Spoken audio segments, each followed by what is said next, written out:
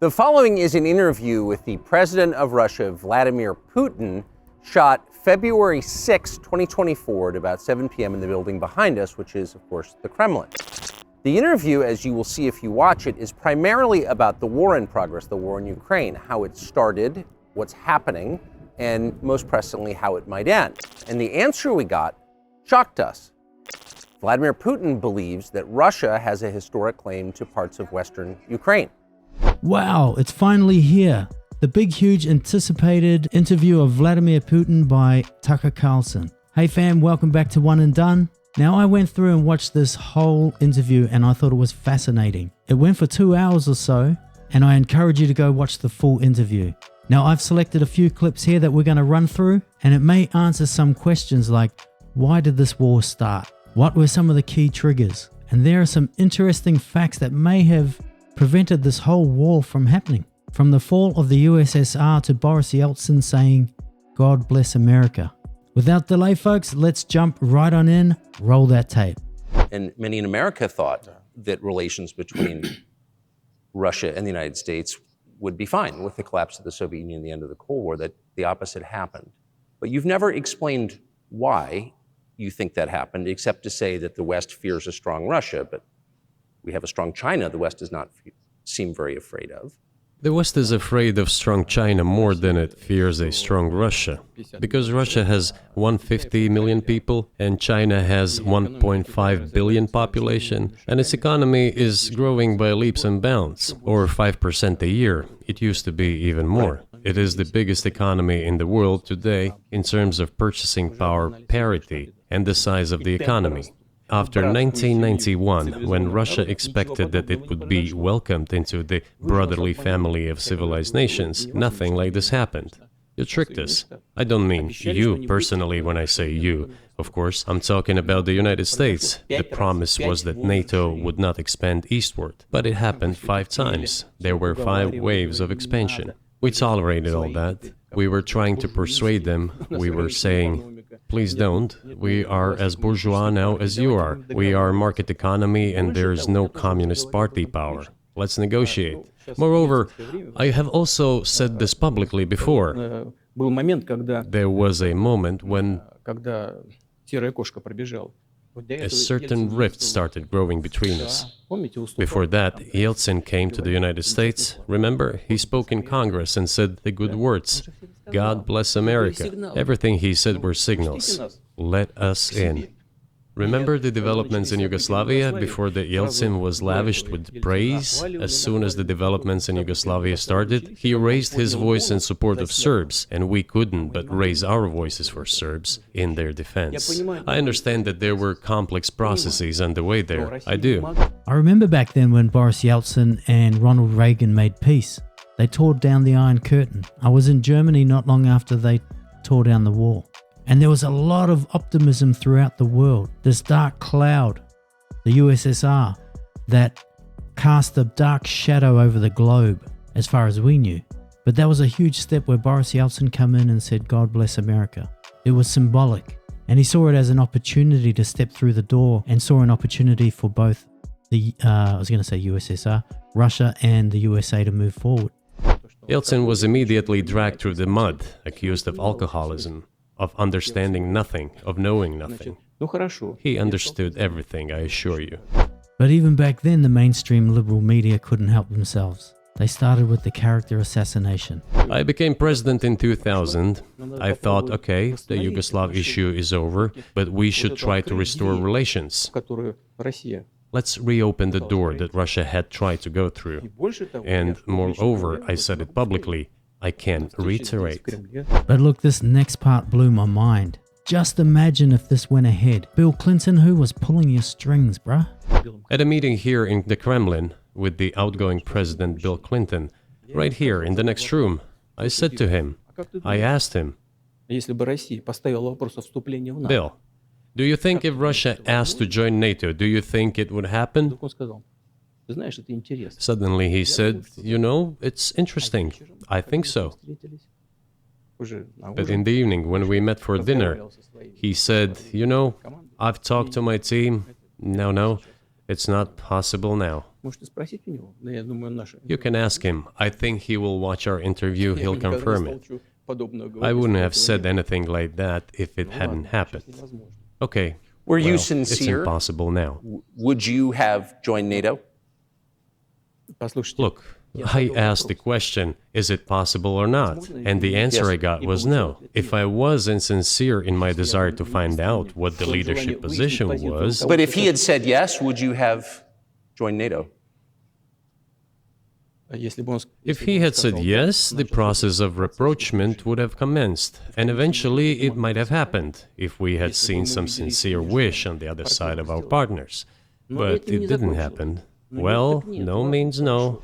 So if you watch the full interview, Vladimir Putin gives you a full history that takes you back more than 1,000 years ago, which covers the Ukraine and Russia relationship.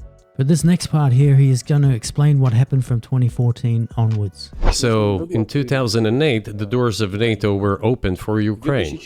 In 2014, there was a coup. They started persecuting those who did not accept the coup, and it was indeed a coup. They created a threat to Crimea, which we had to take under our protection. They launched the war in Donbass in 2014 with the use of aircraft and artillery against civilians. This is when it all started. There is a video of aircraft attacking Donetsk from above. They launched a large-scale military operation, then another one. When they failed, they started to prepare the next one. All this against the background of military development of this territory and opening of NATO's doors. How could we not express concern over what was happening? From our side, this would have been a culpable negligence. That's what it would have been. It's just that the US political leadership pushed us to the line we could not cross, because doing so could have ruined Russia itself. Besides, we could not leave our brothers in faith, in fact, a part of Russian people, in the face of this war machine. This reminds me a little bit of a bad marriage. You've got two versions of the story. You've got the wife saying, he's this, he's that. You got the husband saying, she's no good, she's this, she's that. That's why sometimes you're best staying out of their business. Because you get involved in that tit for tat, they end up hating you. And I've said before, there's no winners in war. They're all losers. Some just lose more than others. Ukraine's lost a lot of lives. We're talking hundreds of thousands, depending on which figures you believe. Russia, maybe over 100,000. The US has spent billions of dollars, many times more than NATO members. It's had a huge impact on global economy. Hit people hard in the US. Fuel prices have skyrocketed, which has a knock-on effect on every other service and product. That was 8 years before the current conflict started. So what was the trigger for you? What was the moment where you decided you had to do this? Initially, it was the coup in Ukraine that provoked the conflict. By the way, back then the representatives of 3 European countries, Germany, Poland and France, arrived.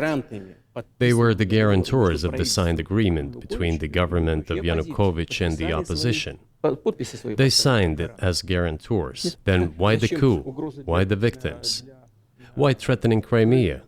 Why launching an operation in Donbass? This I do not understand. That is exactly what the miscalculation is. CIA did its job to complete the coup. I think one of the deputy secretaries of state said that it cost a large sum of money, almost 5 billion. But the political mistake was colossal. Why would they have to do that?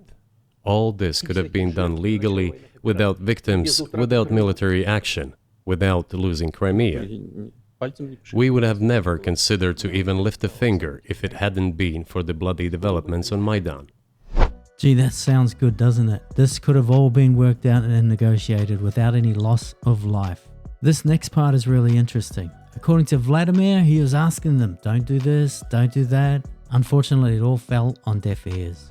Because we agreed with the fact that after the collapse of the Soviet Union, our borders should be along the borders of former Union's republics.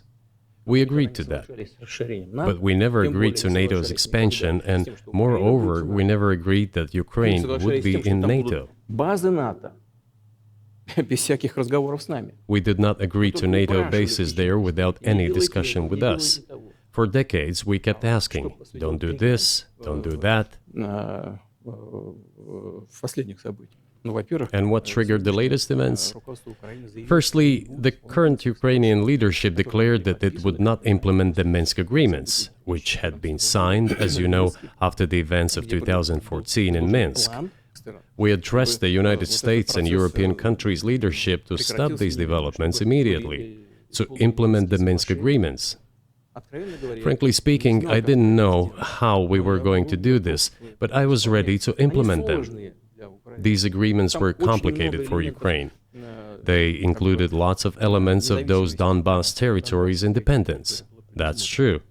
However, I was absolutely confident, and I'm saying this to you now. I honestly believe that if we managed to convince the residents of Donbas, and we had to work hard to convince them to return to the Ukrainian statehood, then gradually the wounds would start to heal.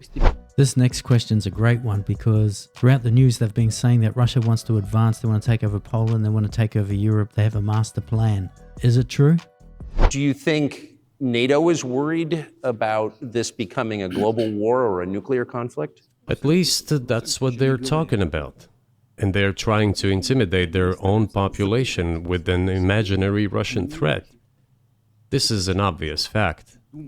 And thinking people, not Philistines, but thinking people, analysts, those who are engaged in real politics, just smart people, understand perfectly well that this is a fake. They're trying to fuel the Russian threat. The threat I think you're referring to is a Russian invasion of Poland, Latvia, expansionist behavior. Can you imagine a scenario where you sent Russian troops to Poland? Only in one case, if Poland attacks Russia. Why? Because we have no interest in Poland, Latvia, or anywhere else. Why would we do that? Maybe they thought Vladimir was going to crack under pressure. Maybe they thought they could scare him off with all of these allies coming around Ukraine, calling his bluff maybe. They certainly bit off more than they could chew. One of our senior United States senators from the state of New York, Chuck Schumer, said yesterday, I believe, that we have to continue to fund the Ukrainian effort or U.S. soldiers, citizens could wind up fighting there. How do you assess that? Yeah, the master grifter, Chuck Schumer. You don't want to give me $100 million? I'm going to send your kids overseas to fight. Nazi Pelosi's homie. This is a provocation, and a cheap provocation at that. I do not understand why American soldiers should fight in Ukraine. There are mercenaries from the United States there. The bigger number of mercenaries comes from Poland, with mercenaries from the United States in second place and mercenaries from Georgia in third place. Well, if somebody has the desire to send regular troops, that would certainly bring humanity to the brink of very serious global conflict. This is obvious. Do the United States need this? What for? Thousands of miles away from your national territory. Don't you have anything better to do? You have issues on the border, issues with migration, issues with the national debt, more than $33 trillion. You have nothing better to do, so you should fight in Ukraine? Wouldn't it be better to negotiate with Russia? Make an agreement, already understanding the situation that is developing today, realizing that Russia will fight for its interests to the end? And realizing this, actually return to common sense, start respecting our country and its interests, and look for certain solutions. It seems to me that this is much smarter and more rational. Putin's more clued up with what's happening on the border than Joe Biden is. I should stop blaming Joe Biden because he's really just a puppet. I mean the Democrats. But maybe this is part of their plan to get citizenship for all the illegal aliens so they can vote. Literally buying votes. Short-term wins lead to long-term problems. Now here's a little bit of humor from Tucker and Putin. Not funny, but quite funny. Who blew up Nord Stream? You for sure. I was busy that day. Nate, do you have I did not blow up Nord Stream. Thank you, though. У вас лично, может быть, есть алиби, у вас лично. You personally may have an alibi, but the CIA has no such alibi. Do you have evidence that NATO or the CIA did it?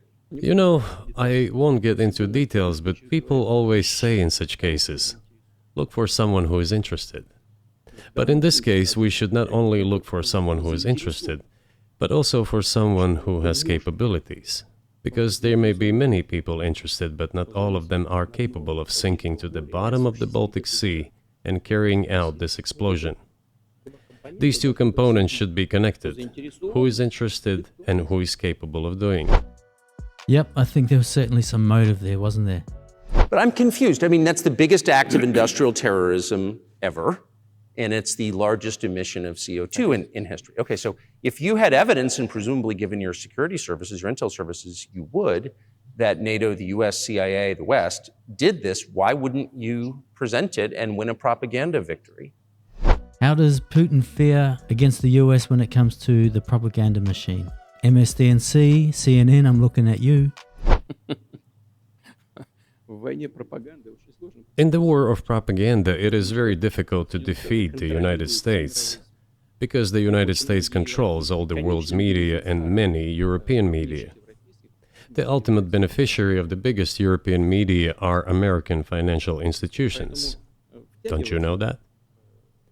So it is possible to get involved in this work, but it is cost prohibitive, so to speak. The Germans clearly know that their NATO partner did this, but it damaged their economy greatly. It may never recover. Why are they being silent about it? That's very confusing. This also confuses me. But today's German leadership is guided by the interests of the collective West rather than its national interests. Otherwise, it is difficult to explain the logic of their action or inaction. So there we have it, folks. This interview went on for a couple of hours. Now, I cherry-picked a few items out of the interview. What I loved about the interview, though, was the fact that Tucker Carlson allowed Putin to actually talk. He wasn't chasing a gotcha moment, he was chasing the truth. We don't know if it's the truth, but it's his version of events, and that's what we haven't heard. Now, I encourage you to go watch the full, uninterrupted interview. Putin covers everything, even the history of the Ukraine and Russia, more than 1,000 years ago, right up to the present day. He covers his relationship with China and the alliances that have been formed, in part due to the sanctions from the US. Now, I'm sure there's going to be some huge backlashes here. They're going to say, he gave Putin a softball interview. I don't see it that way. I think we really got a good insight into Putin's mind. And full credit to Tucker Carlson, he's put his what's on the line here. And we need voices like his and Elon Musk. Now, of course, you guys can make up your own mind. You can tell me what you think. Drop your thoughts in the comments below. And as usual, I'll come in and visit and respond to your comments. Thanks once again for tuning in to One and Done. If you want to help a brother out, get us to that 1,000 sub club. Don't forget to like, share, subscribe, and ring the notification bell. And I will catch you in the next video.